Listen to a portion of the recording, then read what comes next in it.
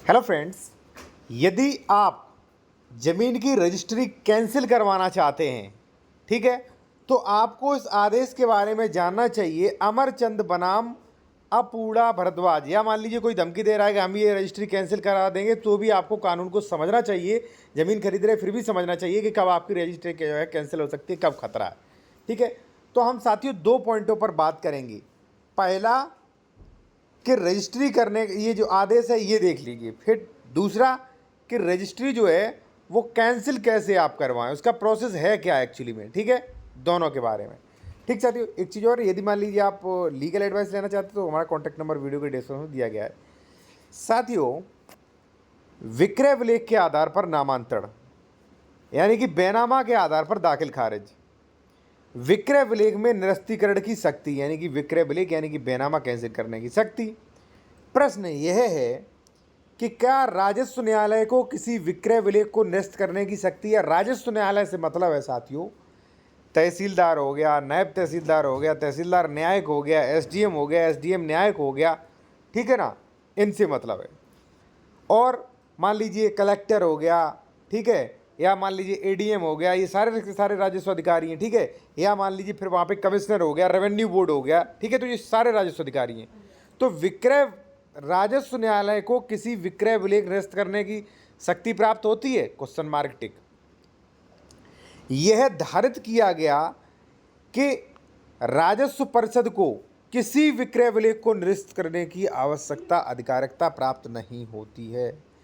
साथियों, आप एक बात मैं आपको बता दूं कि जहां ग्राम न्यायालय को भी रजिस्ट्री कैंसिल करने की अधिकार होती है, ग्राम न्यायालय, ठीक है, सिविल कोर्ट को भी रजिस्ट्री कैंसिल करने की वो अधिकार होता है, ठीक है, लेकिन राजस्व विभाग के किसी भी अधिकारी को तहसीलदार से लेकर एसडीएम से लेकर डीएम से लेकर कमिश्नर से लेकर राजस्व बोर्ड, रेवेन्यू बोर्ड जो सबसे बड़ा बोर्ड होता है भाई प्रदेश का, उस तक को यहाँ पे निरस्त करने की शक्ति व अधिकार प्राप्त नहीं है। देखिए यहाँ पे स्पष्ट है, यदि कोई विक्रय विलेख सक्षम न्यायालय द्वारा निरस्त किया गया है तो उस विक्रय विलेख के आधार पर नामांतरण आदेश पारित किया जा सकता है। देखिए, विक्रय विलेख सक्षम न्यायालय द्वारा निरस्त नहीं किया गया है तो उस विक्रय विलेख के आधार पर नामांतरण आदेश पारित किया जा सकता है।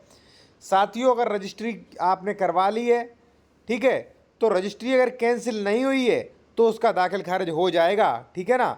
अगर रजिस्ट्री में कोई एरर है तो आप भाई जाइए और जो सिविल न्यायालय है वहाँ पे कैंसिल करवाइए। अभी मैं आपको ये भी बताऊंगा कि अगर आपको कैंसिल करवानी है ज़मीन तो आप कैसे करवाएं, उसका प्रोसेस क्या है वो भी मैं आपको बताऊंगा और किन कंडीशन में होगी। ठीक है, अब साथियों ये आदेश दिया गया है अमरचंद बनाम श्रीमती अर्पणा भारद्वाज। यदि आप ये पीडीएफ के रूप में चाहते हैं आप, ठीक है, या साथियों आपको लीगल एडवाइस संबंधी आपको लीगल एडवाइस लेनी है, या आप उत्तर प्रदेश में जमीन खरीदे, डॉक्यूमेंट चेक करवाना है, रजिस्ट्री संबंधी आपका कोई भी मसला है तो कांटेक्ट कर सकते हैं। कॉन्टैक्ट नंबर वीडियो को डिस्क्रिप्शन में दिया गया है। ठीक है साथियों, अब हम बात करेंगे कि यदि आपको विक्रय विलेख यानी कि बेनामा, रजिस्ट्री, वसीयत, ठीक है, दान पत्र, ये सारी की सारी चीज़ें अगर आपको कोई भी कैंसिल करवानी है तो इसका प्रोविज़न कहाँ किया गया है।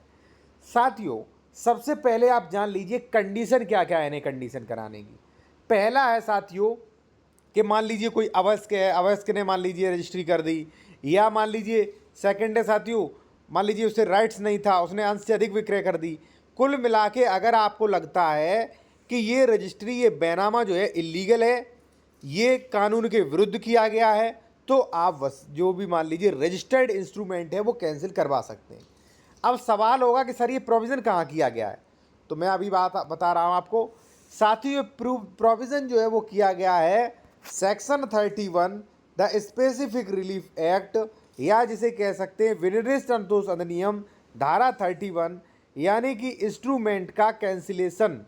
ठीक है, अगर आपको धारा 31, धारा 31 जो है वो ये बात कहती है साथियों कि यदि आपको कोई भी इंस्ट्रूमेंट से मतलब है कोई भी लिखित, यानी कि मान लीजिए कोई भी रजिस्ट्री का दस्तावेज, जैसे मान लीजिए साथियों कि आपको कोई वसीयत, रजिस्टर्ड वसीयत कैंसिल करवानी है, या मान लीजिए कोई दान पत्र हो गया, या मान लीजिए कोई एग्रीमेंट हो गया, तो ऐसा कोई भी instrument section 31 the specific relief act के अनुसार यदि आपको लगता है कि ये अगर मान लीजिए लिखित यानी कि रजिस्ट्री ऐसी ही बनी रही तो भविष्य में हमारा नुकसान कर सकती है, तो इसके लिए साथियों आप सिविल कोर्ट जाइए और सिविल कोर्ट जाने के बाद आप वहाँ पे सेक्शन 9 सीआरपीसी के जो भी मान लीजिए धाराएं हैं उनमें आप केस फाइल करिए। सेक्शन 31 में कोर्ट को ये अधिकार होता है कि भाई वो आपकी रजिस्ट्री अगर मान लीजिए कोर्ट सेटिस्फाइड हो गया तो वो रजिस्ट्री आपकी कैंसिल करने का आदेश देगा और उस आदेश की एक प्रतिलिपि है वो बेचेगा उस रजिस्ट्रार ऑफिस में